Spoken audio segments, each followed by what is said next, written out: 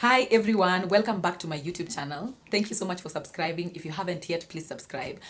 Today I'm going to be talking to you guys about traditional African practices that were extremely beneficial. I know there are so many, but today I'll just narrow down to 3, and that will be traditional African bath positions, traditional African beliefs on menstruation, traditional African fruits and seasons. So stay tuned up to the end of the video to find out a lot of interesting facts you didn't know. I'm going to start this video by talking about the traditional African bath positions.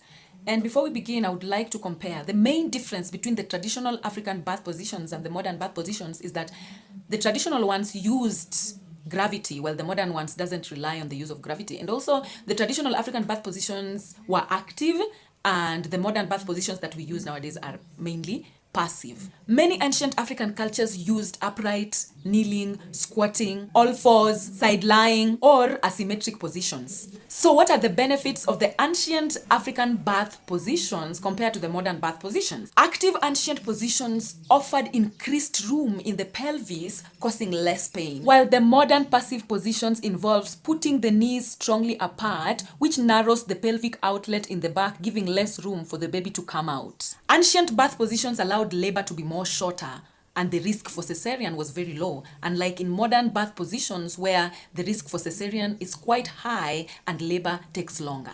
Fewer epidurals were used in ancient positions, unlike in modern positions. Another negative for the modern birth positions is that lying on the back tends to compress the major blood vessels leading to the uterus, potentially leading to restricted blood flow to the baby and fetal distress. This is why many doctors tend to tell pregnant women to avoid sleeping on their backs during pregnancy, but tell them to be on their backs during delivery. The irony! While traditional African positions required a lot of gravity to help the baby move down, lithotomy and semi-recumbent positions do not use gravity to help the baby move down. As a matter of fact, they make the mother work against gravity to push the baby out. Putting the knees strongly apart also tightens the pelvic floor, making it easier to tear.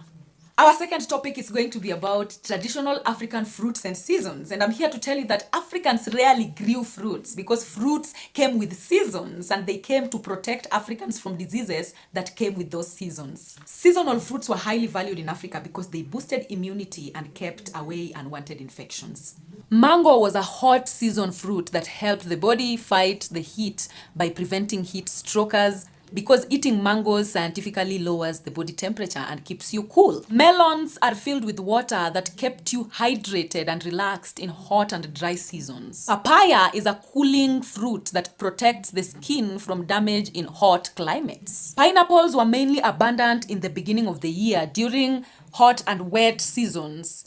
It speeds metabolism and reduces inflammation. Strawberries are antioxidants and helped in weight management during harvest seasons. Apples came during monsoon seasons to help the body fight seasonal changes by maintaining healthy blood sugar levels. Jamun, aka Jamna in Luo, helps with gastric problems that are rampant during rainy seasons. Dates came during cool and wet seasons because it has the ability to keep the body warm.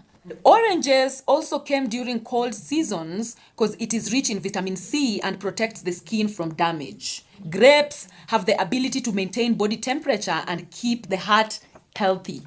Speaking of seasons, let's talk about ancient African women and their menstrual cycles. Most modern societies consider menstruation as unclean and embarrassing, but ancient African societies considered menstruation as a highly sacred and powerful experience with zero connotation of uncleanliness. Menstruation is derived from the Latin word mensis, meaning month, which means men or moon in Greek.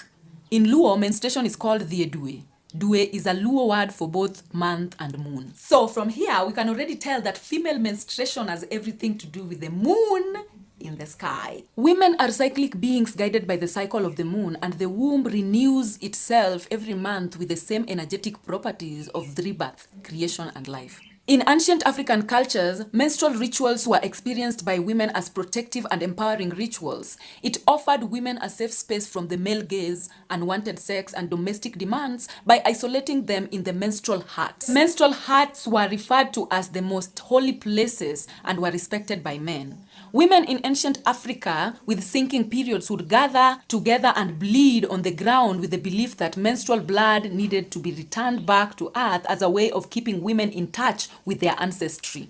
They believed menstrual blood is encoded with feminine lineage, which carries ancestral memories, ancestral strength, and ancestral knowledge that you descend from. To the Yombe people of modern-day Angola, menstruation came with increased psychic abilities. Menstrual blood was a source of feminine strength and had power to destroy the enemy. They believed period blood was designed to nourish and give life. Therefore, menstrual blood was given to the sick to drink. It was also applied on the skin to act as protection and was used to revive plants, animals, and humans who were in a state of decline. Menstrual blood was also believed to scare away plant pests because if a menstruating woman stripped naked and walked in a farm, caterpillars, worms, and beetles would fall off from the plants.